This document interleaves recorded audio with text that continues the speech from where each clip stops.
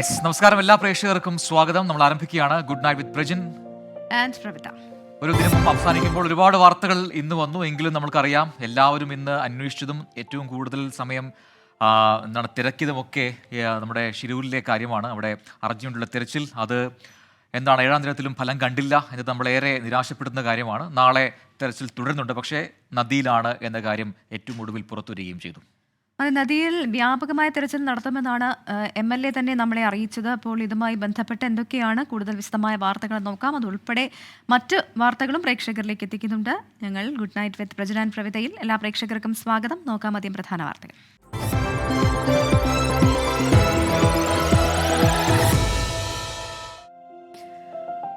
പ്രധാനപ്പെട്ട വാർത്തകൾ ഇതൊക്കെയാണ്. ഇനി നമുക്ക് വിശദമായ റിപ്പോർട്ടുകൾ നോക്കാം. അതിൽ തന്നെ ഏറ്റവും പ്രധാനപ്പെട്ടത്, പ്രേക്ഷകരെല്ലാം ആകാംക്ഷയോടെ കാത്തിരിക്കുന്നതും അർജുൻ എവിടേക്കാണ് പോയത്, അർജുനെ കണ്ടെത്താനായോ എന്നുള്ളതാണ്. അർജുനിലേക്ക് ഇനി എത്ര ദൂരം?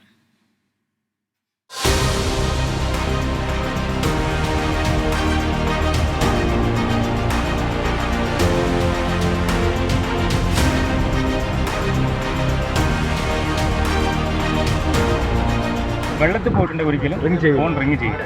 അപ്പം നമുക്ക് ഈ സൈഡാണ് ഇനി ഡൗട്ട് ഉള്ളത്. ഡൗട്ട് ക്ലിയർ ചെയ്തതിന് ശേഷം പിന്നെ റിവർ ചെയ്യേണ്ട കാര്യമുണ്ട്.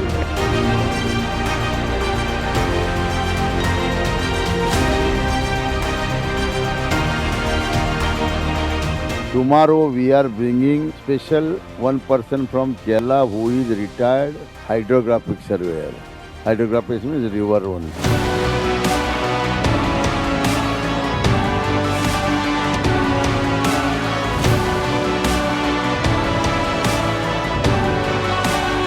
എൻ്റെ മോനെ ഇനി ജീവനോടെ കിട്ടുന്നില്ല ഒരു പ്രതീക്ഷയില്ല. കാരണം ഞാനിന്ന് വൈകുന്നേരം അറിഞ്ഞ് വീഴാൻ ചാൻസ് ഉള്ളൊരു വലിയ കുഴി അവിടെ ഉണ്ടായിട്ട് ആ കുഴീൻ്റെ മേതെ തപ്പാതെ അവിടേക്ക് മണ്ണ് കൊണ്ടുപോയി ഇട്ട്.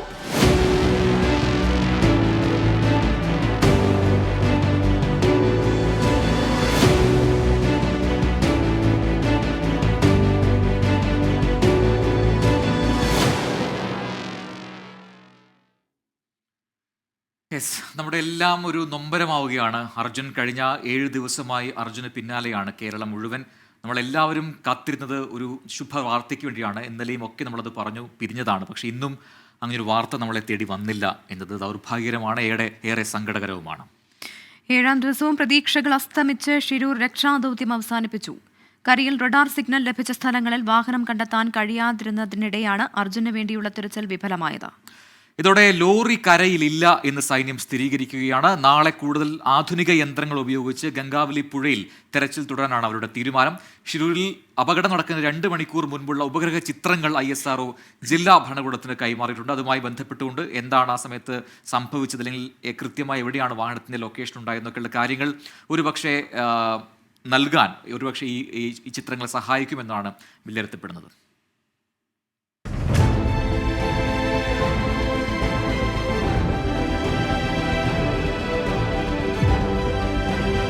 രാവിലെ 6 മണിയോടെ അർജുനു വേണ്ടിയുള്ള രക്ഷാപ്രവർത്തനം തുടങ്ങാനായിരുന്നു ആർമി NDRF സംയുക്ത യോഗത്തിലെ തീരുമാനം. ഗംഗാവലി പുഴയ്ക്ക് മീതെ അപ്രതീക്ഷിതമായി പെയ്ത കനത്ത മഴയും കാറ്റും പദ്ധതിയുടെ താളം തെറ്റിച്ചു. 7:20ഓടെ NDRF സംഘം അപകടസ്ഥലത്തേക്ക്. രക്ഷാപ്രവർത്തനത്തിനിടെ ഇടവിട്ട് ശക്തമായ മഴ. മേജർ അഭിഷേകിന്റെ നേതൃത്വത്തിലുള്ള ആർമി സംഘം സംഭവസ്ഥലത്തേക്ക്. മണ്ണിനു മേലെയുള്ള വലിയ പാറകൾ നീക്കാൻ ഡ്രില്ലിംഗ് ആരംഭിച്ചു. റേഡാർ ഉപയോഗിച്ചുള്ള പരിശോധനയിൽ 8 മീറ്റർ താഴ്ചയിൽ ലോഹ സാന്നിധ്യം കണ്ടെത്തിയതോടെ പ്രതീക്ഷ. മണ്ണ് നീക്കൽ നടപടി നടന്നുകൊടുക്കുകയാണ്. നേരത്തെ സൂചിപ്പിച്ചപോലെ റഡാർ വരും എന്നാണ് കൊണ്ടുവരുമെന്നാണ് അറിയിച്ചിട്ടുള്ളത്. വന്ന ശേഷം ഇത് എവിടെയുണ്ടെന്ന് കൃത്യമായി ഐഡന്റിഫൈ ചെയ്യാൻ സാധിക്കും എന്നാണ് അവരുടെ അഭിപ്രായം. ഈ നമ്മളുടെ ലക്ഷ്യം എന്ന് പറയുന്നത് അർജുനെ കണ്ടെത്തുക എന്നതാണ്. അതിനുവേണ്ടി ഏതറ്റവും പോകാൻ തയ്യാറാണ്. ഉച്ചയോടെ കരയിലെ മൺകൂനയ്ക്കടിയിൽ ലോറി ഇല്ലെന്ന് സ്ഥിരീകരണം. നാവികസേനയുടെ കൂടുതൽ സംഘം ഗംഗാവലി പുഴയിലേക്ക്. 2 കിലോമീറ്ററോളം ദൂരം പഴുതടച്ച പരിശോധന. ഇതിനിടെ മണ്ണിനടിയിൽ അകപ്പെട്ട മറ്റൊരു ടാങ്കർ ലോറി പുഴയിൽ പൊങ്ങി. നദിക്കരയിലെ മണ്ണ് മൂടിയ വയൽ പ്രദേശത്ത് ലോഹ സാന്നിധ്യം കണ്ടെത്തിയതോടെ വീണ്ടും പ്രതീക്ഷ. രക്ഷാപ്രവർത്തനത്തിലേർപ്പെട്ട മലയാളി സംഘത്തെ കർണാടക പോലീസ് തടഞ്ഞു. രഞ്ജിത്ത് ഇസ്രയേലിന് പോലീസ് മർദ്ദനം.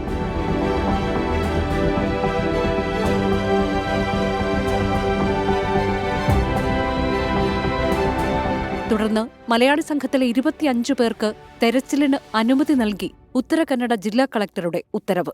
ലോറി കരയിലില്ലെന്ന് സൈന്യം സ്ഥിരീകരിച്ചു.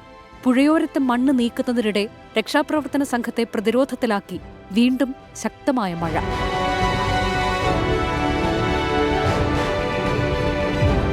അപകടം നടക്കുന്നതിന് മുൻപുള്ള ഉപഗ്രഹ ചിത്രങ്ങൾ ജില്ലാ ഭരണകൂടത്തിന് കൈമാറിയെന്ന് ISRO അറിയിച്ചു.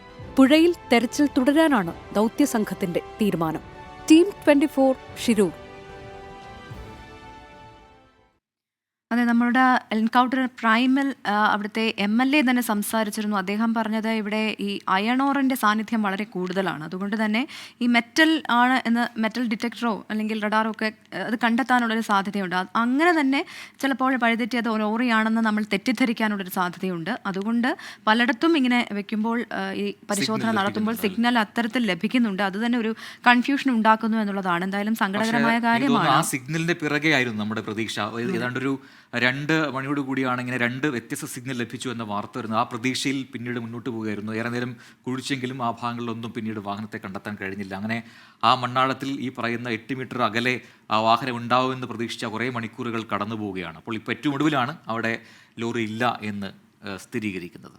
എന്തായാലും പരിശോധന തുടരും, തിരച്ചിൽ തുടരുമെന്ന് തന്നെയാണ് MLA വളരെ പോസിറ്റീവായിട്ടാണ് നമ്മോട് പ്രതികരിച്ചത്. കൂടുതൽ ഉപകരണങ്ങൾ നാളെ എത്തിക്കുന്നുണ്ടെന്നാണ് അവർ പറഞ്ഞത്. ഏത് തരത്തിലായിരിക്കും ഈ പരിശോധന ഇനി നടക്കാൻ പോകുന്നത്, രക്ഷാപ്രവർത്തനം അത് എങ്ങനെയായിരിക്കുമെന്നൊക്കെ നമുക്ക് അരുൺ പാറയ്ക്കലിനോട് ചോദിക്കാം. ഷിരൂരിൽ നിന്ന് തത്സമയം അരുൺ ചേരുന്നുണ്ട്. അരുൺ, ഇന്നിപ്പോൾ ഒരു ദിവസം മുഴുവനും ഇതിന് ഈ ഒരു പരിശോധന നമ്മൾ ഏറെ പ്രതീക്ഷയോടെയാണ് കണ്ടത്. ഈ കഴിഞ്ഞ ദിവസങ്ങളെക്കാൾ ഒരുപക്ഷെ അല്പം കൂടി കൂടുതൽ നമ്മൾ പ്രതീക്ഷ ഇന്ന് വെച്ചിട്ടുണ്ടായിരുന്നു. ഈ ലോറി കണ്ടെത്താനാകും, അർജുനെ കണ്ടെത്താനാകും എന്നുള്ളത്. പക്ഷേ അത് സാധിച്ചില്ല. ഈ നേവി സംഘം മടങ്ങും അല്ലെങ്കിൽ ആർമി സംഘം മടങ്ങും എന്നുള്ള റിപ്പോർട്ടുകൾ പുറത്തു വന്നിരുന്നു. പക്ഷെ അത് അങ്ങനെയല്ല, അവർ തുടരുമെന്നാണ് പിന്നീട് MLA തന്നെ അറിയിച്ചത്. എന്താണ് നിലവിലെ സാഹചര്യം? നാളെ ഇനി ഏത് തരത്തിലായിരിക്കും പരിശോധന?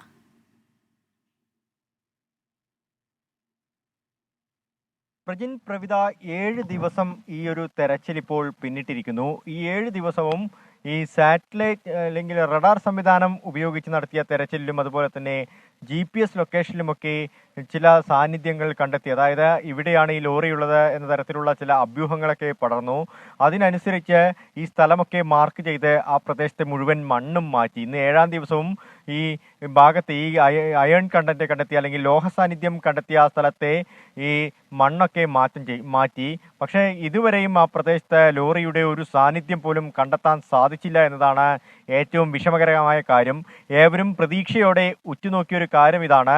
ഈ റഡാർ സംവിധാനം ഉപയോഗിച്ചുള്ള പരിശോധനയിൽ പോലും ഈ ഒരു ലോഹ സാന്നിധ്യം കണ്ടെത്തിയ സമയത്തും മലയാളികൾ ഒന്നാകെ പ്രതീക്ഷിച്ച കാത്തിരുന്ന ആ ലോറി എവിടെയുണ്ട്, അർജുനെ ജീവനോടെ രക്ഷപ്പെടുത്താൻ സാധിക്കുമെന്നൊരു വലിയ രീതിയിലുള്ളൊരു പ്രതീക്ഷയുണ്ടായിരുന്നു.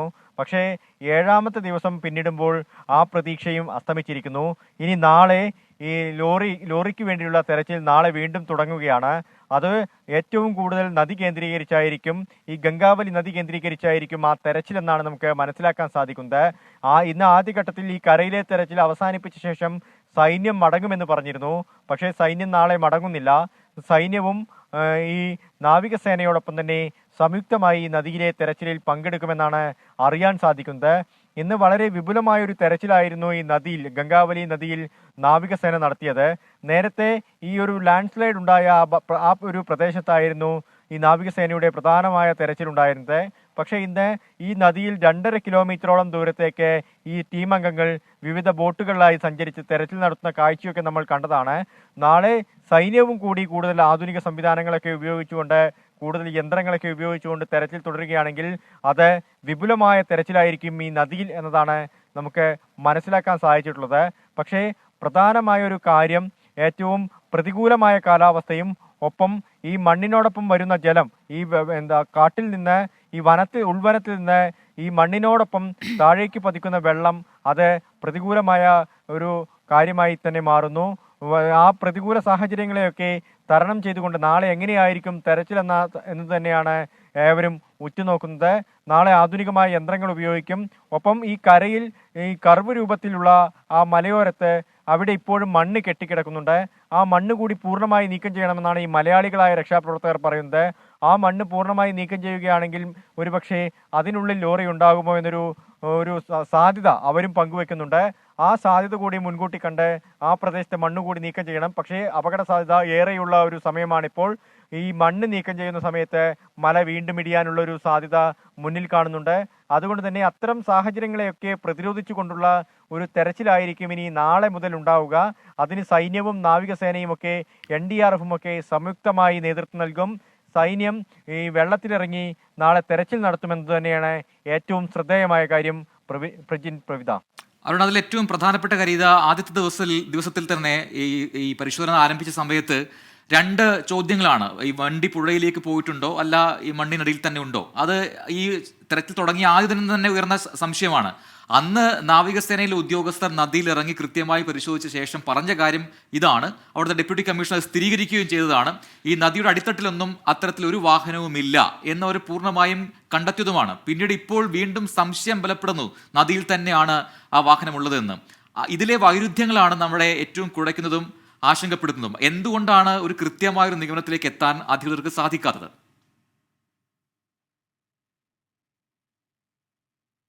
പ്രജിൻ, ഇതിലേറ്റവും പ്രധാനപ്പെട്ട ഒരു കാര്യം നമുക്ക് ചൂണ്ടിക്കാണിക്കാനുള്ളത്, ഈ വാഹനം നദിയിലേക്ക് പതിച്ചിട്ടുണ്ടെങ്കിൽ ആ വാഹനത്തിൽ നിന്ന് എങ്ങനെ ഈ GPS സംവിധാനം വർക്ക് ചെയ്തു? 2, ആ വാഹനം എങ്ങനെ സ്റ്റാർട്ടായി? 3, ഈ വാഹനത്തിലെ ഈ അർജുൻ്റെ മൊബൈൽ ഫോൺ എങ്ങനെ റിങ് ചെയ്തു എന്നതൊക്കെ, ആ കാര്യങ്ങളൊക്കെ, ആ മൊബൈൽ ഫോണിൽ നിന്ന് എങ്ങനെ കോൾ വന്നു എന്നതൊക്കെ ഇപ്പോഴും ഒരു ചോദ്യചിഹ്നമായി നിലനിൽക്കുന്നു. ഒപ്പം ഈ മണ്ണിലാണ് വാഹനം കുടുങ്ങിക്കിടക്കുന്നതെങ്കിൽ ഇത്രത്തോളം മണ്ണ് അവിടെ നിന്ന് നീക്കം ചെയ്തിട്ടും എന്തുകൊണ്ട് ഈ വാഹനം കണ്ടെത്താൻ കഴിയുന്നില്ല എന്നതും പ്രധാനപ്പെട്ട കാര്യമാണ്. എന്തായാലും ഈ ചോദ്യങ്ങൾക്കൊക്കെ ഉത്തരം കിട്ടേണ്ടതുണ്ട്. ഒപ്പം ആ പ്രദേശത്ത് വലിയൊരു പൊട്ടിത്തെറി നടന്നിട്ടുണ്ട്. അതായത് ഒരു ടാങ്കർ ലോറി പൊട്ടിത്തെറിച്ചു എന്ന വിവരമൊക്കെ ഇപ്പോൾ പുറത്തു വരുന്നുണ്ട്. അങ്ങനെ പൊട്ടിത്തെറിച്ച സമയത്ത് എന്തെങ്കിലും അപകടം സംഭവിച്ചിട്ടുണ്ടോ എന്ന കാര്യമൊക്കെ പരിശോധിക്കേണ്ടതുണ്ട്. എന്തായാലും ഈ വരുന്നതൊക്കെ അഭ്യൂഹങ്ങളാണ്, ചോദ്യങ്ങളാണ്. ഈ ചോദ്യങ്ങൾക്കൊക്കെ കൃത്യമായ ഉത്തരം കിട്ടിയേ മതിയാകൂ. അത്തരം ഒരു ഉത്തരം കിട്ടണമെങ്കിൽ, ഒരു വ്യക്തത വരണമെങ്കിൽ ഈ അർജുനെയും അതുപോലെ തന്നെ ഈ ഭാരത് ബെൻസിന്റെ ലോറിയെയും കണ്ടെത്തണം. ആ ലോറിക്ക് വേണ്ടിയുള്ള തെരച്ചിലാണ് നാളെ നടക്കുന്നത്. അത് ഇത്രയും ദിവസം, 7-ാം ദിവസം പിന്നിട്ടു, നാളെ 8ാമത്തെ ദിവസത്തിലേക്കാണ്. ഇതുവരെയും യാതൊരു വിധത്തിലുള്ള ലോറിയുടെ സാന്നിധ്യങ്ങളും കണ്ടെത്താൻ സാധിച്ചിട്ടില്ല. നാളെ കണ്ടെത്താനാകുമെന്നൊരു പ്രതീക്ഷ വെച്ചു പുലർത്തുന്നുണ്ട്. പക്ഷേ അത് നദിയിൽ എത്രത്തോളം അപകടകരമായ സാധ്യതയാണ് അവിടെ നിലനിൽക്കുന്നത് എന്നത് പ്രധാനപ്പെട്ട ഒരു വിഷയമാണ്. നദിയുടെ ജലനിരപ്പ് ഉയരുകയാണ്. ഒപ്പം അടിയൊഴുക്ക് വർദ്ധിച്ചിട്ടുണ്ട്. കലങ്ങി മറിഞ്ഞ വെള്ളമാണ്. ഈ മണ്ണ് ഒന്നാകെ അടിഞ്ഞ് ആ നദി പൂർണ്ണമായും മണ്ണുകൊണ്ട് നിറഞ്ഞൊരു സാഹചര്യത്തിലാണ് നിലവിലുള്ളത്. അരുൺ, അതുകൊണ്ട് തന്നെ ISROയുടെ സഹായം കൂടി സർക്കാർ തേടിയിരുന്നു, അല്ലെങ്കിൽ അധികൃതർ തേടിയിരുന്നു. ഈ അപകടം നടക്കുന്നതിന് മുൻപുള്ള സാറ്റലൈറ്റ് ദൃശ്യങ്ങളൊക്കെ അവർ ലഭ്യമാക്കുമെന്ന് പറഞ്ഞിരുന്നു. ഏതെങ്കിലും തരത്തിൽ ഇതുമായി ബന്ധപ്പെട്ടുള്ള കൂടുതൽ സൂചനകൾ നമുക്ക് ലഭിച്ചിട്ടുണ്ടോ? പ്രവിധ, ISROയുടെ ഭാഗത്തു നിന്ന് ജില്ലാ ഭരണകൂടത്തിന് ഈ അപകടം നടക്കുന്നതിന് തൊട്ട് മുൻപുള്ള, അല്ലെങ്കിൽ കുറച്ച് മണിക്കൂറുകൾ മുൻപുള്ള ചിത്രങ്ങളാണ് നൽകിയിരിക്കുന്നത്. ഒരുപക്ഷെ ആ ചിത്രങ്ങൾ പരിശോധിക്കുകയാണെങ്കിൽ അർജുൻ ഈ ഭാഗത്തേക്ക് എത്തിയിട്ടുണ്ടോ എന്നുള്ളത് നമുക്ക് കൃത്യമായി തന്നെ മനസ്സിലാക്കാൻ സാധിക്കും. ഈ മൊബൈൽ ഫോണിൽ നിന്ന് കോൾ വന്നു, അതുപോലെ തന്നെ ഈ വാഹനത്തിന്റെ GPS കണ്ടെത്തി എന്നതൊക്കെ പറയുന്നുണ്ടെങ്കിലും ആധികാരികമായി ഈ വണ്ടി എവിടെയുണ്ട് എന്നതിനെക്കുറിച്ച് ഇപ്പോഴും സംശയങ്ങൾ ഇങ്ങനെ നിലനിൽക്കുകയാണ്. ചോദ്യങ്ങൾ ഇങ്ങനെ ഉയരുകയാണ്. ആ ചോദ്യങ്ങൾക്കൊക്കെ ഒരു മറുപടി കിട്ടണമെങ്കിൽ ഈ ഉപഗ്രഹ ചിത്രങ്ങളിൽ ആ വാഹനമുണ്ടോ എന്നത് ഒരു അനിവാര്യമായ ഘടകം തന്നെയാണ്. അത് ഇതുവരെയും ജില്ലാ ഭരണകൂടം പുറത്തുവിട്ടിട്ടില്ല. ഉപഗ്രഹ ചിത്രങ്ങളെ സംബന്ധിച്ചുള്ള യാതൊരു വിധത്തിലുള്ള വിവരങ്ങളും പുറത്തുവിട്ടിട്ടില്ല. ആ ഉപഗ്രഹ ചിത്രങ്ങൾ ഈ ജില്ലാ ഭരണകൂടത്തിന് കൈമാറി എന്ന് ISRO വ്യക്തമാക്കിയത് മാത്രമാണ്. ഇനി അതിലൊരു കൂടുതൽ വ്യക്തത വേണം. ഒപ്പം ഈ അപകടം നടന്ന സ്ഥലത്ത് നിന്ന് കുറച്ച് കിലോമീറ്ററുകൾ മുൻപോട്ടും പിൻപോട്ടും ഈ വാഹനം എവിടെയെങ്കിലും ഉണ്ടോ, അല്ലെങ്കിൽ ഈ വാഹനം വന്നിട്ടുണ്ടോ എന്ന കാര്യങ്ങളൊക്കെ തന്നെ പരിശോധിക്കണം. അവിടെ എത്തിയിട്ടുണ്ടെങ്കിൽ ഈ അപകടത്തിൽ പെട്ടു എന്നത് സാധൂകരിക്കുന്ന കാര്യമാണ്. പക്ഷേ എവിടെയാണ് ഇപ്പോൾ ഈ വാഹനമുള്ളതെന്ന് 7ാം ദിവസവും വലിയ ചോദ്യചിഹ്നമായി നിലനിൽക്കുന്നു. ആ ചോദ്യത്തിനൊരു ഉത്തരം വേണം. നാളെ എന്തായാലും ഈ ഉത്തരത്തിനായി ഈ നദിയിലിറങ്ങിയുള്ള തെരച്ചിൽ തുടരാൻ പോവുകയാണ്. അതിന് ഇന്ത്യൻ ആർമിയും അതുപോലെ തന്നെ നാവികസേനയും NDRF ടീം അംഗങ്ങളുമൊക്കെ സജീവമായി തന്നെ രംഗത്തുണ്ട്. പക്ഷെ ഇപ്പോഴും ആ ലോറി എവിടെ എന്നത് വലിയ വിഷമകരമായ ഒരു ചോദ്യമായി തന്നെ നിലനിൽക്കുന്നു. പ്രവിത. അരുൺ പാറക്കിലാണ് ഷിരൂലും തത്സമയ വിവരങ്ങളും നൽകിയത്. പ്രവിധ, അതിൽ ഏറ്റവും പ്രധാനപ്പെട്ട കാര്യം, അതായത് ഇപ്പോൾ നിലവിൽ ഒരുപാട് പുതിയ ദൃശ്യങ്ങൾ വരുന്നുണ്ട്.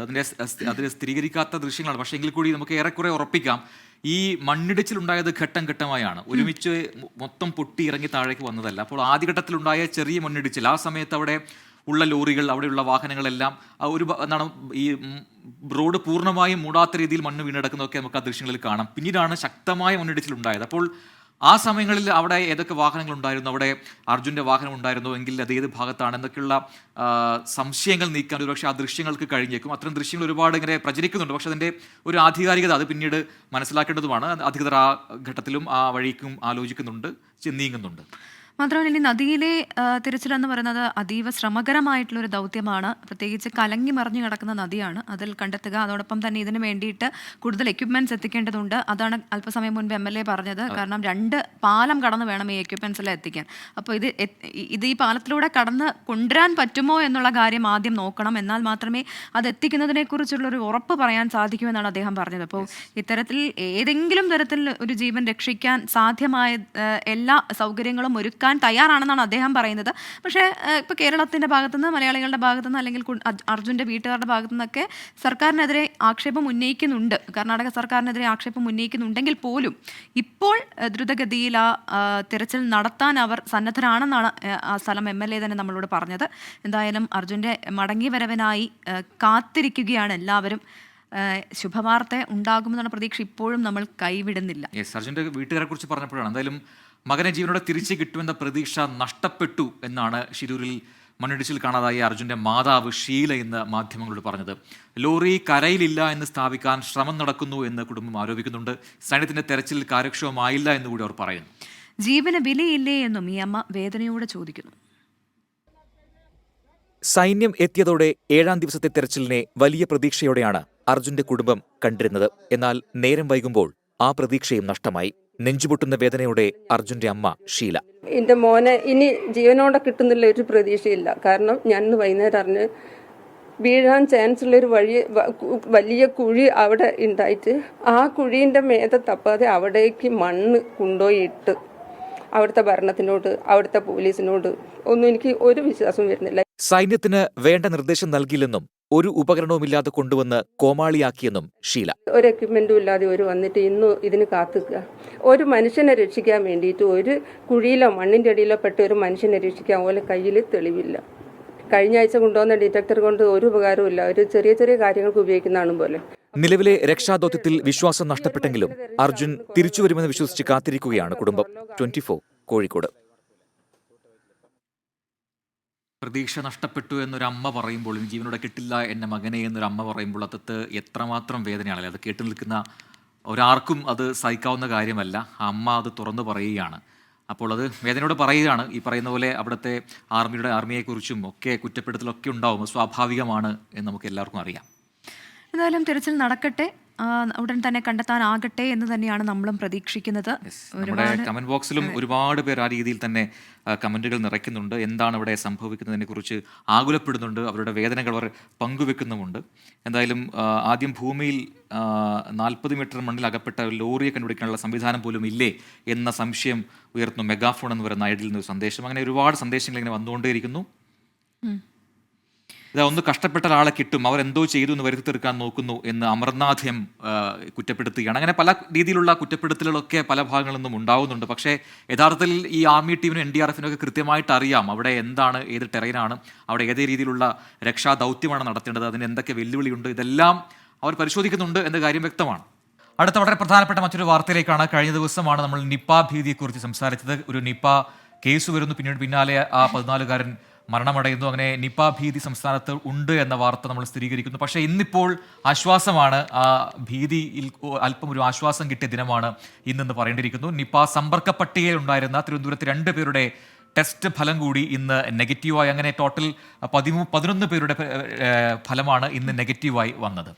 മരിച്ച 14 വയസ്സുകാരന്റെ രക്ഷിതാക്കളുടെ ഉൾപ്പെടെ 9 സാമ്പിളുകളുടെ ഫലം നെഗറ്റീവായിരുന്നു. രോഗലക്ഷണമുള്ള 13 പേരാണ് നിലവിൽ നിരീക്ഷണത്തിൽ കഴിയുന്നത്. 2023 നിപ്പ സ്ഥിരീകരിച്ചപ്പോൾ വവ്വാലുകളിൽ കണ്ടെത്തിയ അതേ വൈറസ് ഇത്തവണയും പരിശോധനയിൽ കണ്ടെത്താനായി എന്നാണ് ആരോഗ്യമന്ത്രി വീണ ജോർജ് പറഞ്ഞത്. ഈ സാമ്പിളിൽ നിന്നുള്ള വൈറസിന്റെ partial genomic sequencing institute of advance virology തോന്നക്കയിൽ ചെയ്തു.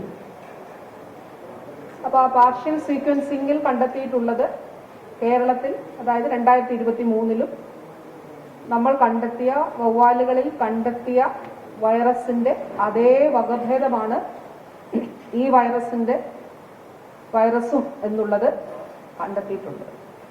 NIVയുടെ ബാറ്റ്സ് ടീം, അവരുടെ എക്സ്പേർട്ട് ടീം ഇന്ന് വൈകുന്നേരത്തോടു കൂടി ഇവിടെ എത്തിയിട്ടുണ്ട്. നാളെ അല്ലെങ്കിൽ മറ്റന്നാൾ മുതൽ അവരും ബാറ്റ്സിന്റെ സാമ്പിളുകൾ പരിശോധിച്ച് ആ സാമ്പിളുകളുടെ വൈറസിന്റെ ജീനോമിക് സീക്വൻസിംഗ് നടത്തും.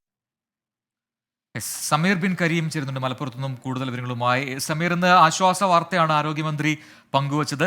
ഇന്നത്തെ പരിശോധനാ ഫലങ്ങളിൽ 11 എണ്ണം നെഗറ്റീവ് ആവുന്നു. ഈ സമ്പർക്ക പട്ടികയിലുള്ള മറ്റുള്ളവരുടെയൊക്കെ നില എന്താണ്? ആരോഗ്യനില എന്താണ്? ആർക്കെങ്കിലും കൂടുതൽ രോഗലക്ഷണങ്ങൾ ഇപ്പോഴുണ്ടോ? ഈ തിരുവനന്തപുരത്തും ഒപ്പം പാലക്കാടുമൊക്കെ രോഗലക്ഷണങ്ങളുള്ള കേസുകളുണ്ട് എന്ന് മന്ത്രി പറയുകയുണ്ടായി. അപ്പോൾ അതിൻ്റെയൊക്കെ വിശദാംശങ്ങൾ എന്താണ്? പ്രജിൻ കവിത, സംസ്ഥാനത്തെ നിപ്പ ആശങ്ക ഒഴിയുന്നു എന്ന് വേണമെങ്കിൽ നമുക്ക് പറയാവുന്നതാണ്. ഒടുവിൽ പുറത്തുവരുന്ന 11 പേരുടെ പരിശോധനാ ഫലം നെഗറ്റീവാണ് എന്നുള്ളതാണ് ആശ്വാസകരമായിട്ടുള്ള ഒരു കാര്യം. ഇതിൽ കുട്ടികളുടെ രക്ഷിതാക്കളുടെ ഉൾപ്പെടെ, അതോടൊപ്പം തന്നെ തിരുവനന്തപുരത്തെ സമ്പർക്ക പട്ടികയിലുള്ള 2 പേരുടെ പരിശോധനകൾ ഉൾപ്പെടെ ആണ് നെഗറ്റീവായിരിക്കുന്നത്. ഇനി അതോടൊപ്പം തന്നെ പട്ടികയിലുള്ള 2 പേരുടെ പരിശോധനാ ഫലം കൂടി നാളെ പുറത്തു വരുമെന്നുള്ളതാണ് നമുക്ക് മനസ്സിലാക്കാനായിട്ട് സാധിക്കുന്നത്. നിലവിൽ 406 പേരാണ് കുട്ടിയുടെ ഈ നിപ്പ ബാധിച്ച് മരിച്ച കുട്ടിയുടെ സമ്പർക്ക പട്ടികയിൽ ഉള്ളത് എന്നുള്ളതാണ്. ഇതിൽ 194 പേരും ഹൈറിസ്ക് പട്ടികയിൽ ഉൾപ്പെട്ട ആളുകളാണ്. അതോടൊപ്പം തന്നെ കേന്ദ്ര സംഘം മലപ്പുറത്തെത്തി പരിശോധന ആരംഭിച്ചിരിക്കുകയാണ്. നാളെ മുതൽ ഇവർ വവ്വാലുകളിൽ കൂടി പരിശോധന നടത്തുമെന്നുള്ളതാണ് നമുക്ക് മനസ്സിലാക്കാനായിട്ട് സാധിക്കുന്നത്. നിലവിൽ 15 പേരാണ് ആശുപത്രികളിൽ രോഗലക്ഷണങ്ങളോടുകൂടി ചികിത്സയിൽ കഴിയുന്നത്. ഇവരുടെ ആരോഗ്യനില തൃപ്തികരമാണ് എന്നുള്ളതാണ് ഒടുവിൽ ലഭ്യമാകുന്ന വിവരം. അതോടൊപ്പം തന്നെ ഈ പൂനെയിൽ നിന്നുള്ള മൊബൈൽ ലാബ് നാളെ പരിശോധന ആരംഭിക്കുമെന്നുള്ളത് നമുക്ക് മനസ്സിലാക്കാനായിട്ട് സാധിക്കുന്നുണ്ട്. അതിനിടെ 2023 നിപ്പ സ്ഥിരീകരിച്ചപ്പോൾ വവ്വാലുകളിൽ കണ്ടെത്തിയ അതേ വൈറസ് ഇത്തവണ പരിശോധന കണ്ടെത്തി എന്നുള്ളതാണ് ആരോഗ്യവകുപ്പ് മന്ത്രിയും വ്യക്തമാക്കുന്നത്.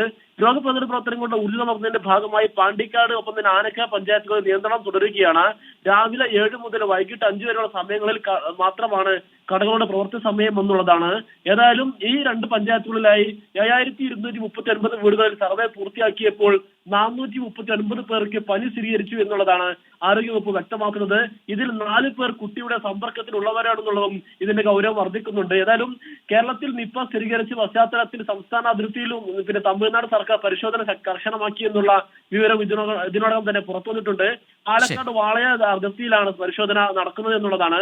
ശരീര താപനില ഉൾപ്പെടെ പരിശോധിച്ചാണ് ഇത്തരത്തിൽ വാഹനങ്ങൾ കടത്തിയിരുന്നത്. ഏതായാലും നിലവിൽ ആരോഗ്യവകുപ്പ് പറയുന്നത് ഇത്തരത്തിൽ ഈ ഫലങ്ങളെല്ലാം തന്നെ നെഗറ്റീവ് ആവുന്നുണ്ടെങ്കിൽ പോലും ജാഗ്രത തുടരണമെന്നുള്ളതാണ്. ശരി, സമീർ ബിൻ കരീമാണ് വിശദാംശങ്ങൾ നൽകിയത് മലപ്പുറത്തു നിന്ന്. എന്തായാലും നിപ ഭീതി അകലുന്നുണ്ട്. ആശ്വാസ വാർത്തയാണെന്ന് വന്നതെങ്കിൽ നമ്മുടെ ജാഗ്രത അല്പനാൾ കൂടി നമ്മൾ തുടരേണ്ടതുണ്ട്, പ്രത്യേകിച്ചും ഈ കേസുകൾ റിപ്പോർട്ട് ചെയ്ത ഇടങ്ങളിൽ. നിപ്പ പോലെ തന്നെ നമ്മളെ പേടിപ്പെടുത്തിയ ഒന്നായിരുന്നു അമീബിക് മസ്തിഷ്ക ജ്വരം. എന്തായാലും അതിലൊരു ആശ്വാസ വാർത്ത വരുന്നത് ആ 14 വയസ്സുകാരൻ ഇപ്പോൾ ആശുപത്രി വിട്ടു എന്നുള്ളതാണ്. പനിപ്പേടിക്കിടയിലും ആരോഗ്യ കേരളത്തിന് ആശ്വാസ വാർത്തയായിരുന്നു ഇത്.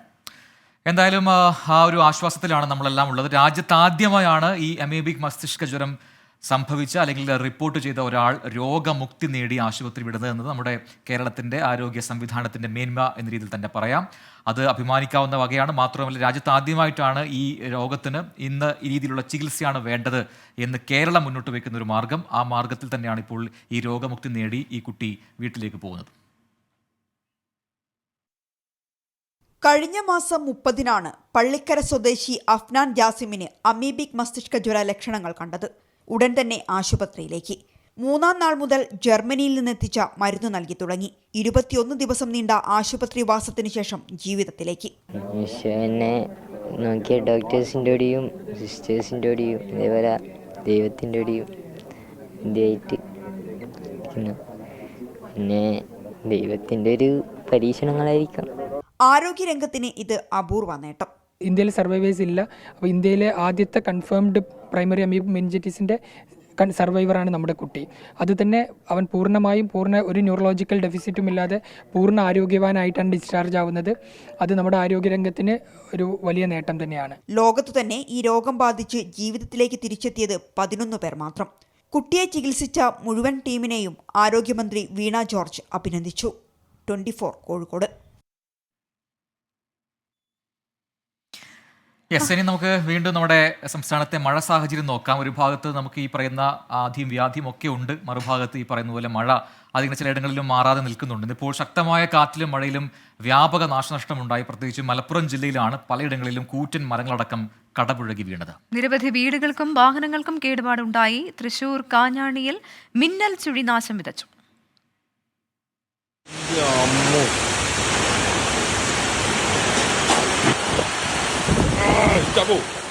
ഉച്ചയ്ക്ക് ശേഷമാണ് മലപ്പുറം ജില്ലയിൽ ശക്തമായ കാറ്റോട് കൂടിയ മഴ ആരംഭിച്ചത്. ജില്ലയിൽ വ്യാപക നാശനഷ്ടങ്ങളും ഒരു മരണവും റിപ്പോർട്ട് ചെയ്തു. തിരുനാവായ സൗത്ത് വെല്ലാർ സ്വദേശി അഴക്കുറ്റിപ്പറമ്പിൽ കൃഷ്ണനാണ് മരിച്ചത്. കൃഷിപ്പണിക്കിടെ തെങ്ങ് ശരീരത്തിൽ വീണായിരുന്നു മരണം. തിരൂർ കൂട്ടായിയിൽ നിന്ന് മത്സ്യബന്ധനത്തിന് പോയ ബോട്ട് നടുക്കടലിൽ അകപ്പെട്ടു. 50 പേർ ഉണ്ടായിരുന്ന ബോട്ടാണ് അപകടത്തിൽപ്പെട്ടത്. മീൻ കുരുങ്ങിയ വല കടലിൽ ഉപേക്ഷിച്ചാണ് മത്സ്യത്തൊഴിലാളികൾ രക്ഷപ്പെട്ടത്. കോട്ടക്കൽ പെരിന്തൽമണ്ണ റോട്ടിൽ വലിയ പറമ്പിൽ കൂറ്റൻ മരം കടപുഴകി വീണ് വീട് ഭാഗികമായി തകർന്നു. തയ്യിൽ കുഞ്ഞിൻ എന്നിവരുടെ വീടിന് മുകളിലേക്കാണ് മരം വീണത്. വീടിന്റെ അടുക്കള ഭാഗം പൂർണ്ണമായും തകർന്നു. വീട്ടുകാർ ഓടി രക്ഷപ്പെട്ടതുകൊണ്ട് വൻ അപായം ഒഴിവായി. എടയൂർ പൂക്കാട്ടരി അധികാരപ്പടിയിൽ ഓടുന്ന സ്കൂട്ടറിന്റെ മേൽ പോസ്റ്റ് ഇടിഞ്ഞു വീണു. യാത്രക്കാരൻ അത്ഭുതകരമായാണ് രക്ഷപ്പെട്ടത്. മഞ്ചേരി മേലക്കം കാളികാവ് ഭഗവതി ക്ഷേത്രത്തിന് സമീപം തെങ്ങ് വീടിന് മുകളിൽ കടപുഴകി വീണു. ഗീതയുടെ വീട്ടിലേക്കാണ് തെങ്ങ് വീണത്. കരിപ്പൂർ വിമാനത്താവള പരിസരത്ത് 2 മരങ്ങൾ വാഹനങ്ങൾക്ക് മുകളിലേക്ക് വീണു. വാണിയമ്പലത്ത് നിർത്തിയിട്ട സ്കൂൾ ബസിന് മുകളിലേക്ക് മരം കടപുഴകി വീണു.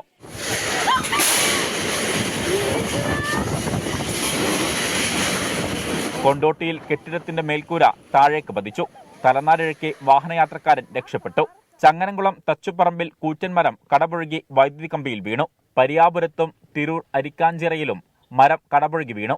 കാറ്റിൽ തിരൂർ പോളിടെക്നിക് കോളേജിലെ കെട്ടിടത്തിന്റെ മേൽക്കൂര തകർന്നു വീണു. തൃശൂർ കാഞ്ഞാണിയിൽ മിന്നൽ ചുഴിയിൽ തെങ്ങിൻപട്ട വന്നിടിച്ച് യാത്രക്കാരുമായി പോയിരുന്ന ബസിന്റെ മുൻവശത്തെ ചില്ല് തകർന്നു. ഡ്രൈവർക്ക് കാലിലും കൈയിലും പരിക്കേറ്റു.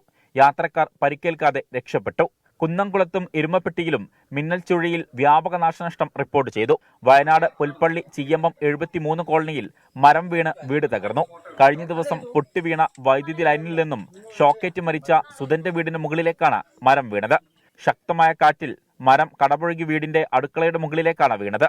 വിവിധ ബ്യൂറോകൾക്കൊപ്പം 24 മലപ്പുറം. യെസ്, ഇപ്പോൾ ലഭിക്കുന്ന ഒരു വാർത്തയിലേക്കാണ്. ഇനി Kozhikode Riyadh air India express വിമാനം വൈകുന്നു എന്നാണ് വാർത്ത. കരിപ്പൂർ വിമാനത്താവളത്തിൽ യാത്രക്കാരുടെ പ്രതിഷേധവുമുണ്ട്. അഭിജിത്ത് മുഴക്കുന്നാണ് കോഴിക്കോട് നിന്ന് വിശദാംശങ്ങൾ നൽകുന്നത്. അഭിജിത്ത്, എപ്പോൾ പുറപ്പെടേണ്ട വിമാനമായിരുന്നു ഇത്? എന്തുകൊണ്ടാണ് വിമാനം വൈകുന്നത്? പ്രജിൻ പ്രവിത 8:20 കോഴിക്കോട് നിന്ന് പുറപ്പെടേണ്ട വിമാനമാണിത്. ഏതാണ്ട് 9 മണി കഴിയുമ്പോഴാണ് യാത്രക്കാരോട് വിമാനം ക്യാൻസൽ ചെയ്തു എന്നുള്ള ഒരു അറിയിപ്പ് ലഭിക്കുന്നത്. ടെക്നിക്കൽ ഇഷ്യൂ കാരണം വിമാനം ക്യാൻസൽ ചെയ്തു എന്നുള്ളതാണ് യാത്രക്കാർക്ക് ലഭിച്ച മറുപടി. പിന്നീട് മറ്റു കാര്യങ്ങളൊന്നും ഈ യാത്രക്കാരുമായി പങ്കുവച്ചില്ല എന്നാണ് നിലവിൽ ഈ യാത്രക്കാർ വ്യക്തമാക്കുന്നത്, പറയുന്നത്. അതിനെ തുടർന്നാണ് അവിടെ ഈ എയർപോർട്ടിൽ നിലവിൽ ഒരു പ്രതിഷേധം അരങ്ങേറുന്നുണ്ട്. യാത്രക്കാർ പറയുന്ന പ്രധാനപ്പെട്ട കാര്യം മറ്റ് കാര്യങ്ങൾ, അതായത് എന്തുകൊണ്ട് വിമാനം വൈകുന്നു, മറ്റ് ഏതൊക്കെ രീതിയിലുള്ള സജ്ജീകരണങ്ങൾ ഒരുക്കിയിട്ടുണ്ട്, ഈ കാര്യങ്ങളൊന്നും തങ്ങളെ ഈ എയർ ഇന്ത്യയുടെ ആൾക്കാർ അറിയിച്ചിട്ടില്ല, അധികൃതർ അറിയിച്ചിട്ടില്ല എന്നാണ് യാത്രക്കാർ നിലവിൽ പറയുന്നത്. ഏതായാലും ഇപ്പോഴും അവിടെ പ്രതിഷേധം തുടരുകയാണ്. പ്രജി, അഭിജിത്ത് മുഴക്കുന്നാണ് കോഴിക്കോട് നിന്ന് വിശദാംശങ്ങൾ നൽകിയത്. ഇടുക്കി കുമളിയിൽ ഓടിക്കൊണ്ടിരുന്ന കാറിന് തീപിടിച്ച ഒരാൾ മരിച്ചു. മരിച്ചയാളെ തിരിച്ചറിഞ്ഞിട്ടില്ല. മൃതദേഹം പീരുമേട് താലൂക്ക് ആശുപത്രിയിലേക്ക് മാറ്റി. അഭിനവ് ബിന്ദ്രയ്ക്ക് ഒളിമ്പിക് ഓർഡർ പുരസ്കാരം. അന്താരാഷ്ട്ര ഒളിമ്പിക് കമ്മിറ്റി നൽകുന്ന പരമോന്നത പുരസ്കാരം. അടുത്ത മാസം 10 പാരീസ് ഒളിമ്പിക്സ് വേദിയിൽ പുരസ്കാരം സമ്മാനിക്കും. കർണാടക ഷിരൂരിലെ മണ്ണിടിച്ചിലിൽ അകപ്പെട്ട അർജുനായുള്ള ഇന്നത്തെ തിരച്ചിലും വിഫലം. റഡാർ സിഗ്നൽ ലഭിച്ച കരഭാഗത്ത് ലോറിയില്ല. തിരച്ചിൽ ഗംഗാവലി നദിയിലേക്ക് കേന്ദ്രീകരിക്കും. നിപ്പയിൽ അല്പം ആശ്വാസം. 11 സാമ്പിൾ ഫലം കൂടി നെഗറ്റീവ്. രോഗലക്ഷണങ്ങളുമായി ചികിത്സയിലുള്ളത് 13 പേർ. എറണാകുളം ചിറ്റൂർ ഫെറിക്ക് സമീപം അച്ഛനും മകനും നേരെ കാർ യാത്രികരുടെ ക്രൂരത.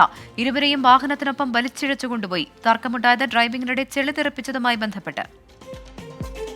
എറണാകുളം കലൂരിൽ ബാങ്ക് സെക്യൂരിറ്റി ജീവനക്കാരനെ തലക്കടിച്ച് കൊലപ്പെടുത്താൻ ശ്രമം. പ്രതി പിടിയിൽ. നടക്കുന്ന CCTV ദൃശ്യങ്ങൾ പുറത്ത്. യെസ്, അപ്പോൾ ഒരുപാട് പ്രേക്ഷകർ ഇപ്പോൾ നമ്മുടെ കമന്റ് ബോക്സിൽ നമ്മുടെ അർജുനെ ചോദിക്കുന്നുണ്ട്. ഒരുപാട് പേർ പറയുന്നുണ്ട് എന്താണ് അത് അടുത്ത ഘട്ടം എന്നൊക്കെ പറയുന്നത്. അപ്പോൾ നേരത്തെ പറഞ്ഞ കാര്യം തന്നെയാണ്. നാളെ നദിയിലാണ് പൂർണ്ണമായും കേന്ദ്രീകരിച്ചുള്ള ഒരു പരിശോധന നടക്കാൻ പോകുന്നത്. വൈകി വന്ന പ്രേക്ഷകർക്കായി പറയുകയാണ്, ഇന്ന് പൂർണ്ണമായും അത് കരയിൽ മാത്രവും പിന്നെ വൈകിട്ടോടുകൂടി നദിയിലിറങ്ങിയുമൊക്കെ തെരച്ചിൽ നടത്തിയിരുന്നെങ്കിലും വിഫലമായിരുന്നു അതിൻ്റെ ഫലം. എന്തായാലും നാളെ കൂടുതൽ വലിയ ഉപകരണങ്ങൾ കൊണ്ടുവരുന്നു, നദി കേന്ദ്രീകരിച്ചായിരിക്കും പരിശോധന എന്നാണ് ആർമി അറിയിച്ചിരിക്കുന്നത്. നമുക്ക് മറ്റൊരു റിപ്പോർട്ട് നോക്കാം. അന്താരാഷ്ട്ര ഹോക്കിയിൽ നിന്ന് വിരമിക്കൽ പ്രഖ്യാപിച്ച Indian goal keeper PR Sreejesh Paris Olympics ആയിരിക്കും അവസാന ടൂർണമെന്റ് എന്ന് സമൂഹ മാധ്യമമായ എക്സിൽ മലയാളി ഗോൾ കീപ്പർ കുറിച്ചു. വിരമിച്ച ശേഷം ശ്രീജേഷ് ഇന്ത്യൻ ടീമിന്റെ ഗോൾ കീപ്പിംഗ് പരിശീലകനാകും എന്നാണ് റിപ്പോർട്ടുകൾ. എന്തായാലും നമ്മളെ സംബന്ധിച്ചിടത്തോളം നമ്മുടെ നാട്ടുകാരനാണ്. അപ്പോൾ ഇത്രയും വലിയ എന്താണ് പറയുക, ഒരു പക്ഷേ ഒരു കായിക താരത്തിന് നേടാൻ കഴിയുന്നതിൻ്റെ ഏറ്റവും മാക്സിമം വരെ പോയ ആളാണ് ശ്രീജേഷ്. ഒരു ഒളിമ്പിക്സ് സ്വർണം നേടി ഒരു വിരമിക്കലാവട്ടെ, ഉണ്ടാവട്ടെ എന്ന മാത്രമാണ് നമ്മൾ ആശംസിക്കുന്നത്. നമ്മുടെ പ്രതീക്ഷയും അതാണ്. പാരീസിൽ അവസാന പോരിന് തയ്യാറെടുക്കുകയാണ്. തിരിഞ്ഞു നോക്കുമ്പോൾ അഭിമാനവും മുന്നോട്ട് പ്രതീക്ഷയുമാണ് തോന്നുന്നത്. കുടുംബത്തിനും സഹതാരങ്ങൾക്കും പരിശീലകർക്കും ആരാധകർക്കും നന്ദി. ഈ അധ്യായം അവസാനിപ്പിക്കുന്നു, പുതിയത് ആരംഭിക്കുകയായി. 18 വർഷം നീണ്ട ഐതിഹാസിക കരിയറിനൊടുവിൽ വിരമിക്കൽ പ്രഖ്യാപിച്ചുള്ള PR ശ്രീജേഷിന്റെ വൈകാരിക കുറിപ്പ്. ഒളിമ്പിക് ഹോക്കിയിൽ ഒരു മെഡലിനായുള്ള ഇന്ത്യയുടെ 4 പതിറ്റാണ്ട് കാത്തിരിപ്പ് അവസാനിപ്പിച്ച് ടോക്കിയോയിൽ വെങ്കലം നേടുന്ന ശ്രീജേഷ് പാരീസ് ഒളിമ്പിക്സോടെ ഗ്ലൗസ് അഴിച്ചുവെക്കും. എറണാകുളം കുന്നത്തുനാട് സ്വദേശിയായ ശ്രീജേഷ് 2006 സൗത്ത് ഏഷ്യൻ ചാമ്പ്യൻഷിപ്പിലാണ് ആദ്യമായി ഇന്ത്യൻ ഗോൾ വല കാത്തത്. പിന്നീട് ഇങ്ങോട്ട് 18 വർഷത്തിനിടെ 328 മത്സരങ്ങൾ, ഒളിമ്പിക് വെങ്കലവും 2 ഏഷ്യൻ ഗെയിംസ് സ്വർണവും ഉൾപ്പെടെ രാജ്യത്തിന്റെ 16 മെഡൽ നേട്ടങ്ങളിൽ ശ്രീജേഷും ഉണ്ടായിരുന്നു. റിയോ ഒളിമ്പിക്സിൽ ഇന്ത്യയെ നയിച്ചതും ഈ മലയാളി ഗോൾ കീപ്പർ. 2021 പരമോന്നത കായിക ബഹുമതിയായ മേജർ ധ്യാൻചന്ദ് ഖേൽ രത്നയും 2017 പത്മശ്രീയും 2015 അർജുന അവാർഡ് നൽകി ശ്രീജേഷിനെ രാജ്യം ആദരിച്ചു. അടുത്തിടെ 24 തന്റെ ഏറ്റവും വലിയ സ്വപ്നം ശ്രീജേഷ് പങ്കുവച്ചിരുന്നു. കഴിഞ്ഞ പ്രാവശ്യത്തെ പെർഫോമൻസ് വെച്ചിട്ടും അതിനേക്കാളും ആ ഒരു എക്സ്പീരിയൻസ് നമുക്ക് ഈ ഒരു വർഷത്തിന്റെ ടീമിനൊരു മുതൽക്കൂട്ടാണ്, ഒരു അഡ്വാൻറ്റേജ് ആണത്. അപ്പം ആ ഒരു എക്സ്പീരിയൻസ് ആണ് എന്നെ സംബന്ധിച്ചിടത്തോളം നമുക്ക് ഇത്തവണ ഏറ്റവും കൂടുതൽ കോൺഫിഡൻസ് എന്നൊരു കാര്യം. അതെ, സ്വർണം നേടി തന്നെ മലയാളികളുടെ സ്വകാര്യ അഹങ്കാരമായ ശ്രീജേഷ് കരിയർ അവസാനിപ്പിക്കുമെന്ന് നമുക്ക് പ്രതീക്ഷിക്കാം, ആശംസിക്കാം. Sports desk 24. അപ്പോൾ ശ്രീജേഷ് നമുക്കൊരു ഹോക്കി സ്വർണം കൊണ്ടുവരട്ടെ എന്ന് നമുക്ക് പ്രതീക്ഷിക്കാം അല്ലേ. അപ്പോൾ നോക്കുക, കമന്റ് ബോക്സിലേക്ക് വന്നു കഴിഞ്ഞാൽ വീണ്ടും ഒരുപാട് പേർ നമ്മുടെ അർജുനെ തിരക്കുന്നുണ്ട്. അതിൽ കണ്ണൻ നായർ പറഞ്ഞു, കർണാടക ഈ സമയം നമ്മളോട് വിരോധം തീർക്കുകയാണോ എന്ന് ചോദിക്കുന്നു. ആ അമ്മയുടെ മകനെ ഉടനെ തിരിച്ചു കിട്ടട്ടെ എന്ന് പ്രാർത്ഥിക്കുകയാണ്. അങ്ങനെ കണ്ണൻ നായരെ പോലെ ഒരുപാട് പേർ ഇതേ രീതിയിൽ പ്രാർത്ഥിക്കുന്നുണ്ട്, അവരുടെ ആശങ്കകൾ പങ്കുവെക്കുന്നുണ്ട്. അങ്ങനെ കമന്റ് ബോക്സ് നിറയെ അർജുനെ കുറിച്ചുള്ള ചോദ്യങ്ങൾ ഉയരുകയാണ്. മറ്റൊരു റിപ്പോർട്ട് നോക്കാം. കാവടി യാത്രയുമായി ബന്ധപ്പെട്ട കടയുടമകൾ പേരും മൊബൈൽ നമ്പറും പ്രദർശിപ്പിക്കണമെന്ന വിവാദ സർക്കുലർ സുപ്രീം കോടതി സ്റ്റേ ചെയ്തു. ഉത്തർപ്രദേശ്, ഉത്തരാഖണ്ഡ്, മധ്യപ്രദേശ് സംസ്ഥാനങ്ങൾക്ക് കോടതി നോട്ടീസ് അയച്ചിട്ടുണ്ട്. കേസ് എന്തായാലും വെള്ളിയാഴ്ച വീണ്ടും പരിഗണിക്കുന്നുണ്ട്. കോടതി വിധി സ്വാഗതം ചെയ്ത് NDA ഘടകകക്ഷിയായ JDU രംഗത്തെത്തി എന്നുള്ളതാണ് ശ്രദ്ധേയമായ കാര്യം. കൻവർ യാത്രയുമായി ബന്ധപ്പെട്ട സർക്കുലർ വിവാദമായതോടെയാണ് തൃണമൂൽ കോൺഗ്രസ് MP മഹുവ മൊയ്ത്രയും രാഷ്ട്രീയ നിരൂപകൻ അപൂർവാനന്ദ് ഝായും ചില സംഘടനകളും സുപ്രീം കോടതിയെ സമീപിച്ചത്. യാത്ര കടന്നുപോകുന്ന വഴിയിലെ കട ഉടമകൾ പേരുകൾ പ്രദർശിപ്പിക്കണമെന്ന സർക്കുലർ സാമുദായിക സൗഹാർദ്ദത്തെ ബാധിക്കുമെന്ന് ഹർജിക്കാർ ചൂണ്ടിക്കാട്ടി. തീർത്ഥാടകർക്ക് അവരുടെ ഇഷ്ടാനുസരണം സസ്യാഹാരം ലഭ്യമാക്കുന്നതിനും ശുചിത്വം ഉറപ്പുവരുത്തുന്നതിനും അധികാരികൾക്ക് ഇടപെടൽ നടത്താമെന്ന് സുപ്രീം കോടതി പറഞ്ഞു. എന്നാൽ ഉടമകളുടെയും ജീവനക്കാരുടെയും പേരുകൾ പ്രദർശിപ്പിക്കാൻ നിർബന്ധിപ്പിക്കരുതെന്നും ഇത് ഉദ്ദേശിച്ച ലക്ഷ്യം കൈവരിക്കാൻ ഉതകില്ലെന്നും കോടതി നിരീക്ഷിച്ചു. സർക്കുലർ നടപ്പാക്കുന്നതിലൂടെ രാജ്യത്തിന്റെ മതേതരത്വത്തിന്റെ ലംഘനമാകുമെന്നും justice Hrishikesh Roy, justice SVN Bhatti എന്നിവരടങ്ങിയ ബെഞ്ച് വ്യക്തമാക്കി. സർക്കുലർ സ്റ്റേ ചെയ്ത സുപ്രീം കോടതി ഉത്തർപ്രദേശ്, ഉത്തരാഖണ്ഡ്, മധ്യപ്രദേശ് സർക്കാരുകളോട് വിശദീകരണം തേടി നോട്ടീസ് നൽകി. സുപ്രീം കോടതിയുടെ ഉത്തരവിനെ NDA ഘടകകക്ഷിയായ JDU സ്വാഗതം ചെയ്തു. സർക്കുലറിനെതിരെ ഘടകകക്ഷികളായ LJPയും RLDയും എതിർപ്പറിയിച്ചിരുന്നു. 24 ഡൽഹി. അപ്പോൾ ഗുഡ് നൈറ്റ് ഷോയിലേക്ക് എല്ലാ പ്രേക്ഷകർക്കും വീണ്ടും സ്വാഗതം. അതെ, ഗുരുവായൂർ ശ്രീകൃഷ്ണ കോളേജിന്റെ ദീർഘകാല ആവശ്യമായിരുന്ന സോളാർ എനർജി പ്ലാന്റ് യാഥാർത്ഥ്യമായി. Lulu group chairman MA Yusuff Ali ഉദ്ഘാടനം ചെയ്തു.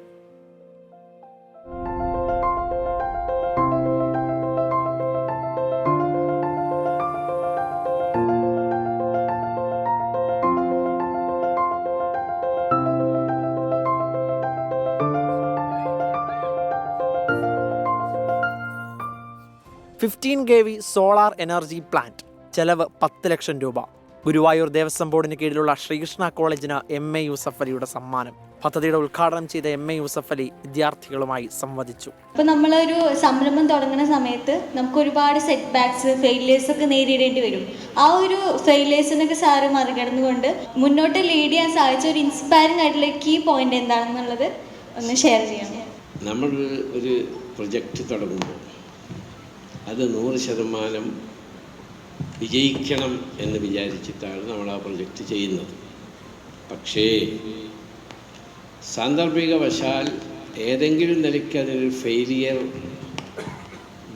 വന്നാൽ അത് നേരിടാനുള്ള കരുത്ത് വേണം. ആ കരുത്ത് വേണമെങ്കിൽ മുൻകൂട്ടി നമ്മളത് നിശ്ചയിച്ച് വെക്കണം. യുവതലമുറയുടെ ബിസിനസ് ആശയങ്ങളും കേരളത്തിലെ IT മേഖലയുടെ സാധ്യതകളുമെല്ലാം ചർച്ചയായി. സംസ്കൃത ശ്ലോകം ചൊല്ലിയും ഗീതയുടെ സാരാംശം ചൂണ്ടിക്കാട്ടിയും MA യൂസഫ് അലി ആർട്ടിഫിഷ്യൽ ഇന്റലിജൻസിന്റെ പ്രാധാന്യവും വിദ്യാർത്ഥികളോട് പങ്കുവച്ചു. വിദ്യാർത്ഥികളുടെയും അധ്യാപകരുടെയും ദീർഘനാളായുള്ള ആവശ്യമാണ് ശ്രീകൃഷ്ണ കോളേജിൽ യാഥാർത്ഥ്യമായത്. 24 തൃശൂർ. പിട്ടാപ്പള്ളി ഏജൻസീസിന്റെ 78ാമത് ഷോറൂം മലപ്പുറം തിരുനാവായിൽ പ്രവർത്തനം ആരംഭിച്ചു. തിരുനാവായ പഞ്ചായത്ത് പ്രസിഡന്റിന്റെ ചുമതലയുള്ള KT മുസ്തഫ ഉദ്ഘാടനം ചെയ്തു. ഉദ്ഘാടനത്തിന്റെ ഭാഗമായി പിട്ടാപ്പള്ളിയിൽ ഷോറൂമിൽ മികച്ച ഓഫറുകളാണ് ഒരുക്കിയിട്ടുള്ളത്. ലോകോത്തര ബ്രാൻഡുകളുടെ ഉൽപ്പന്നങ്ങൾ കുറഞ്ഞ വിലയിൽ ലഭ്യമാക്കുന്നതും മികച്ച സേവനവുമാണ് സ്ഥാപനത്തിന്റെ മുഖമുദ്രയെന്ന് Pittappally agencies managing director Peter Paul Pittappallil പറഞ്ഞു. ഈ നാട്ടിലും ഈ തിരുനാവായക്കാർക്കും തിരൂര് കുറ്റിപ്പുറമുള്ള ഏരിയയിലുള്ളവർക്കും വരെ സർവീസ് ചെയ്യാത്ത ഭാഗത്തേക്കാണ് ഈ ഷോറൂം വന്നിട്ടുള്ളത്. എല്ലാവിധ സേവനവും വാഗ്ദാനം ചെയ്തുകൊണ്ട് നിർത്തുകയാണ്. ഓണത്തോടനുബന്ധിച്ചും ഉദ്ഘാടനത്തോടനുബന്ധിച്ചും ധാരാളം ഓഫറുകൾ കൊടുക്കുന്നുണ്ട്.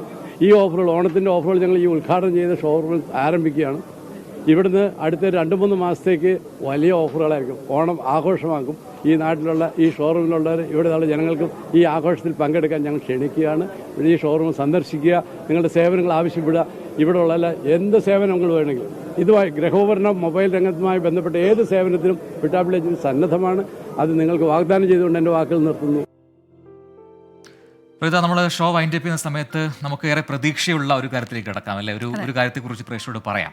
നാളെയാണ് കേന്ദ്രത്തിന്റെ ബജറ്റ് അവതരണം. അപ്പോൾ വലിയ പ്രതീക്ഷ കേരളം വെച്ചു പുലർത്തുന്നുണ്ട്. എന്തൊക്കെയാവും പ്രഖ്യാപനങ്ങൾ എന്നറിയാൻ നമുക്കും ആകാംക്ഷയുണ്ട്. ആഗോള രാഷ്ട്രീയ വെല്ലുവിളികൾക്കിടയിലും ഇന്ത്യൻ സമ്പദ് വ്യവസ്ഥ ശക്തമായ അടിത്തറയിലാണെന്ന് ആവർത്തിക്കുകയാണ് ധനമന്ത്രി നിർമ്മലാ സീതാരാമൻ. 6.5 മുതൽ 7% വരെ വളർച്ചയുണ്ടാകുമെന്ന് പ്രവചിക്കുന്ന സാമ്പത്തിക സർവേ റിപ്പോർട്ട് ധനമന്ത്രി പാർലമെന്റിൽ അവതരിപ്പിച്ചു. കഴിഞ്ഞ 2 വർഷം കൊണ്ട് ഭക്ഷ്യവിലക്കയറ്റം ഇരട്ടിയായതും തൊഴിൽ സൃഷ്ടിയും വെല്ലുവിളികളാണെന്നും സർവേയിൽ പറയുന്നുണ്ട്. രാജ്യത്തിന്റെ സാമ്പത്തിക ആരോഗ്യത്തെക്കുറിച്ച് സൂചന നൽകുന്ന സാമ്പത്തിക സർവേയിൽ പറയുന്നതിലേറെയും ശുഭകാര്യങ്ങളാണ്. ഒപ്പം തന്നെ ചില വെല്ലുവിളികളും സർവേ ചൂണ്ടിക്കാട്ടുന്നു. ഭൗമ രാഷ്ട്രീയ മാറ്റങ്ങൾക്കപ്പുറം സമ്പദ്വ്യവസ്ഥ വളർന്നെന്ന് തന്നെയാണ് കണക്കുകൾ നിരത്തി സ്ഥാപിക്കുന്നത്. രാജ്യപുരോഗതിയിൽ മൂലധന വിപണി വലിയ പങ്കുവഹിക്കുന്നുണ്ടെന്ന് സർവേയിൽ പറയുന്നു. പ്രതിവർഷം 80 ലക്ഷം തൊഴിലുകൾ സൃഷ്ടിക്കേണ്ടതിന്റെ ആവശ്യകത മുഖ്യ സാമ്പത്തിക ഉപദേഷ്ടാവ് ചൂണ്ടിക്കാട്ടുന്നുണ്ട്. ഭൗമരാഷ്ട്രീയ അസ്ഥിരതകളും വിപണികളിലെ ചാഞ്ചാട്ടവും കാലാവസ്ഥാ വ്യതിയാനവും ഒക്കെ പരിഗണിച്ചുള്ള നയരൂപീകരണങ്ങൾ വേണമെന്നും വി അനന്തനാഗേശ്വരൻ വ്യക്തമാക്കി. വിദ്യാഭ്യാസ മേഖലയിൽ നൂതന പരിഹാരങ്ങൾ നിർദ്ദേശിക്കുന്നതാകും ബജറ്റെന്ന് സർവേ സൂചന നൽകുന്നു. സമ്പത്ത് കുറച്ചുപേരിലേക്ക് ഒതുങ്ങുന്നതും AI അധിഷ്ഠിത തൊഴിൽ സംസ്കാരവും ശ്രദ്ധ വേണ്ട വിഷയങ്ങളാണെന്നും സർവേ പറയുന്നു. കോർപ്പറേറ്റ് മേഖലയിൽ നിയമനങ്ങളും വേതനവും വർദ്ധിപ്പിക്കണമെന്ന നിർദ്ദേശവും സർവേയിലുണ്ട്. 24 ഡൽഹി. അപ്പോൾ എന്തായാലും നമ്മുടെ സാമ്പത്തിക ബുദ്ധിമുട്ടൊക്കെ, സംസ്ഥാനത്തിന്റെ പ്രതിസന്ധിയൊക്കെ പരിഗണിച്ചുകൊണ്ട് കേരളത്തിന് കൂടുതൽ പ്രഖ്യാപനങ്ങൾ ഉണ്ടാവട്ടെ എന്നൊരു പ്രതീക്ഷയാണ് ഇപ്പോഴുള്ളത്. നാളെ ബജറ്റിൽ എന്താണ് സംഭവിക്കുന്നതെന്ന് കാണാം. അപ്പോൾ ഇതോടെ നമ്മുടെ പ്രസിഡന്റ് പ്രവിത ഗുഡ് നൈറ്റ് വിത്ത് പ്രസിഡന്റ് പ്രവിത വൈൻഡപ്പ് ചെയ്യാനുള്ള സമയമായിരിക്കുകയാണ്. നാളെ ഇനിയും നല്ല വാർത്തകൾ പറയാൻ ഞങ്ങൾക്ക് സാധിക്കട്ടെ എന്ന് തന്നെയാണ് നമ്മൾ ആഗ്രഹിക്കുന്നത്. അതെ, അപ്പോൾ നാളെ 10:30 കാണാം രാത്രി. അതുവരെ ബൈ, ഗുഡ് നൈറ്റ്.